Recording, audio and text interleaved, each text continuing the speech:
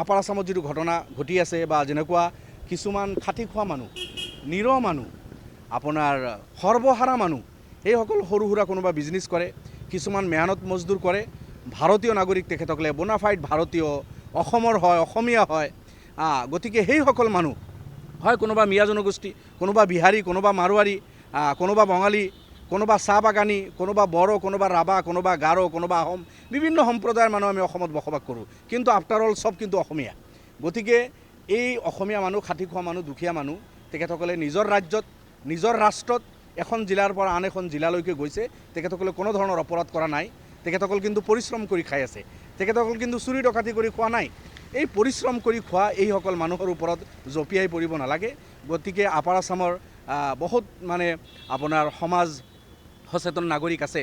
মোৰ তেখেতসকলৰ প্ৰতি অনুৰোধ থাকিল, সমাজ সচেতন নাগৰিকসকল, বিশেষভাৱে শিৱসাগৰ, যোৰহাট, তিনিচুকীয়া বা এই এলেকাবিলাকত কিছুদিনৰ পৰা যিটো ঘটনা ঘটি আছে, কিছু দল সংগঠনৰ কিছু যুৱকে এই মানুহখিনিক ভাড়াঘৰত গৈ থ্ৰেট কৰি আছে বা আৰু কিবা কিবি কৰি আছে।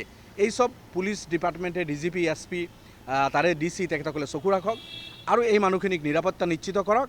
আৰু আপাৰ আসামৰ সচেতন নাগৰিক, সমাজ সেৱকসকল বা তেখেতসকলৰ প্ৰতি মোৰ অনুৰোধ থাকিল যে আপোনালোকেও আপোনালোকৰ অঞ্চলৰ এই মেটাৰবিলাক যদি অলপ চকু দিয়ে, নিশ্চিতভাৱে এইখিনি হাম কাটিব। আৰু বিশেষভাৱে মই ক'ম, অখিল গগৈ ডাঙৰীয়া শিৱসাগৰৰ বিধায়ক, তেখেতে কিন্তু শিৱসাগৰত যাব লাগিছিল যোৱা এই 3 দিন। গৌৰৱ গগৈ ডাঙৰীয়া যোৰহাটৰ MP, তেখেতে 3 দিন গৈ 3 দিনৰ পৰা তাতে বাহৰ পাতিব লাগিছিল, কিন্তু আমি লক্ষ্য কৰিছোঁ যোৱা নাই। দেৱব্ৰত শইকীয়া ডাঙৰীয়া নাজিৰাৰ বিধায়ক, এই অঞ্চলবিলাকত কিন্তু এই ঘটনাবিলাক ঘটিব ধৰিছে বা তাৰ উকমুকনি চলি আছে। গতিকে যোৰহাটৰ MP ডাঙৰীয়া গৌৰৱ গগৈ ডাঙৰীয়া, নাজিৰাৰ বিধায়ক শইকীয়া ডাঙৰীয়া, অখিল গগৈ শিৱসাগৰৰ বিধায়ক, আপোনালোকে নিজৰ সমষ্টিৰ খবৰ লওক। আপোনাৰ সমষ্টিত এই সকলো জাতি জনগোষ্ঠীৰ মানুহ মিলিজুলি যাতে থাকিব পাৰে, নিৰাপদে থাকিব পাৰে।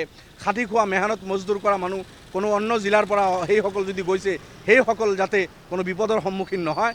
বিধায়ক হিচাপে, MP হিচাপে আপোনালোকৰ যি দায়িত্ব, সেইখিনি পালন কৰাৰ কাৰণে মই আহ্বান জনাইছোঁ। কিন্তু তেখেতসকলৰ ভূমিকাও কিন্তু আমি তেনেকুৱা দেখা নাই। এই কথাখিনিয়ে।